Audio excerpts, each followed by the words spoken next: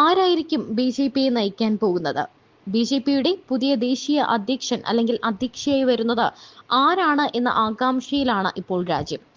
BJP പുതിയ പടനായകനെ അല്ലെങ്കിൽ പടത്തലവനെ കൊണ്ടുവരുമോ എന്നുള്ള ആകാംക്ഷ ഓരോ ചോദ്യത്തിലും ഉണ്ട്. സ്ത്രീകൾക്ക് ഏറ്റവും അധികം മുൻഗണന നൽകുന്ന ഒരു സർക്കാരാണ് ഇന്ന് നമ്മുടെ ഇന്ത്യയെ ഭരിക്കുന്നത്. മോദി സർക്കാർ സ്ത്രീകൾക്ക് അത്രയേറെ പ്രാധാന്യമാണ് നൽകുന്നത്. അതേസമയം ജെ.പി. നദ്ദയ്ക്ക് പകരക്കാരനായി ബി.ജെ.പിയുടെ പുതിയ പ്രസിഡന്റിനെ 2 ആഴ്ചയ്ക്കകം പ്രഖ്യാപിച്ചേക്കും എന്നാണ് പുതിയ റിപ്പോർട്ടുകൾ. പ്രസിഡന്റ് സ്ഥാനത്തേക്ക് വനിതാ നേതാവിനാണ് പ്രഥമ പരിഗണന എന്നാണ് സൂചന. ദക്ഷിണേന്ത്യയിൽ നിന്നുള്ള മുതിർന്ന വനിതാ നേതാക്കളുടെ പേരുകളാണ് പരിഗണനാ പട്ടികയിലുള്ളത്.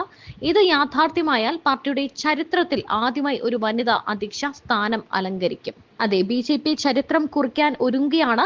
അതേസമയം ആ നറുക്കു വീണിരിക്കുന്നത് സ്മൃതി ഇറാനിക്കാണ് എന്നാണ് പുതിയ റിപ്പോർട്ടുകൾ പറയുന്നത്.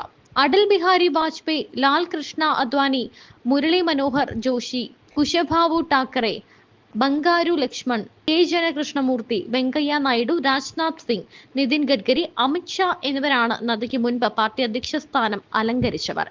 കഴിഞ്ഞ വർഷം അവസാനത്തോടെ പുതിയ അധ്യക്ഷനെ നിയമിക്കാനാണ് പാർട്ടി ലക്ഷ്യമിട്ടിരുന്നതെങ്കിലും ലോക്സഭാ തെരഞ്ഞെടുപ്പും ചില സംസ്ഥാനങ്ങളിലെ തെരഞ്ഞെടുപ്പും വന്നതോടെ തീരുമാനം നീളുകയായിരുന്നു.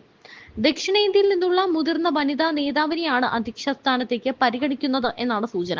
ആന്ധ്ര ബി.ജെ.പി സംസ്ഥാന അധ്യക്ഷ ഡി പുരേന്ദേശ്വരി, മഹിളാ മോർച്ച ദേശീയ പ്രസിഡന്റും കോയമ്പത്തൂർ എം.എൽ.എയുമായ വനതി ശ്രീനിവാസൻ എന്നിവരുടെ പേരുകളാണ് പരിഗണനയിലുള്ളത്. വരാനിരിക്കുന്ന തെരഞ്ഞെടുപ്പുകൾ മുന്നിൽ കണ്ട് പാർട്ടിക്ക് ഏറെ ഗുണകരമാകുന്ന രീതിയിൽ വിവിധ ഘടകങ്ങൾ പരിശോധിച്ചാകും പുതിയ അധ്യക്ഷനെ തിരഞ്ഞെടുക്കുക. ഒരു വനിതാ നേതൃസ്ഥാനത്ത് എത്തുന്നതോടെ പാർട്ടിയുടെ വനിതാ പ്രാതിനിധ്യം വർദ്ധിക്കുമെന്നും നേതൃത്വം വിലയിരുത്തുന്നു. ആന്ധ്ര സ്വദേശിയായ 66 വയസ്സുള്ള പുരന്ദേശ്വരി 2014 കോൺഗ്രസ് വിട്ട് ബി.ജെ.പിയിൽ ചേർന്നത്. ദക്ഷിണേന്ത്യയുടെ സുഷമ സ്വരാജ് എന്നറിയപ്പെടുന്ന ഇവർ ബി.ജെ.പി അണികൾക്കും നേതൃത്വത്തിനും ഒരുപോലെ പ്രിയപ്പെട്ടയാളാണ്. കൂടാതെ ആന്ധ്ര ബി.ജെ.പി അധ്യക്ഷ എന്ന നിലയിൽ ഇതിനകം മികച്ച പ്രകടനം പുറത്തെടുക്കാനും ഇവർക്ക് കഴിഞ്ഞിട്ടുണ്ട്. മികച്ച പ്രസംഗകയായ പുരന്ദേശ്വരിക്ക് 5 ഭാഷകളിൽ പ്രാവീണ്യമുണ്ടെന്നതും നേട്ടമാകും. തമിഴ്നാട്ടിൽ നിന്നുള്ള വനതി ശ്രീനിവാസൻ പുതിയ സ്ഥാനത്തേക്ക് എത്തിയാൽ തമിഴ്നാട് ഉൾപ്പെടെയുള്ള ദക്ഷിണേന്ത്യൻ സംസ്ഥാനങ്ങളിൽ മികച്ച രീതിയിൽ സ്ത്രീ മുന്നേറ്റം ഉണ്ടാക്കാനാകുമെന്നും പാർട്ടി കണക്കുകൂട്ടുന്നു. ഇതിനകം തന്നെ രാജ്യത്തെ ശ്രദ്ധേയയായ ബി.ജെ.പിയുടെ പ്രധാന വനിതാ നേതാക്കളിൽ ഒരാളായി മാറാൻ കഴിഞ്ഞതായിട്ടും പാർട്ടി വൃത്തങ്ങൾ പറയുന്നു. 50നും 70നും ഇടയിലുള്ള ഒരു നേതാവാകും പുതിയ പ്രസിഡന്റ് എന്ന കാര്യത്തിൽ സംശയമില്ല. മനോഹർ ലാൽ ഖട്ടാറിന്റെ പേര് മുൻഗണനാ പട്ടികയിൽ ഉണ്ടെങ്കിലും 71 വയസ്സായതിനാൽ അദ്ദേഹത്തെ പരിഗണിച്ചേക്കില്ല.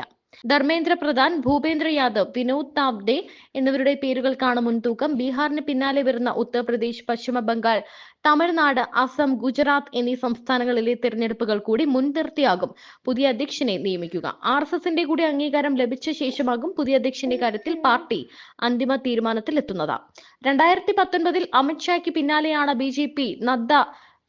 നദ്ദ ബി.ജെ.പി അധ്യക്ഷ സ്ഥാനത്തെത്തുന്നത്. 2020 ജനുവരിയിൽ മുഴുവൻ സമയ പ്രസിഡന്റുമായി.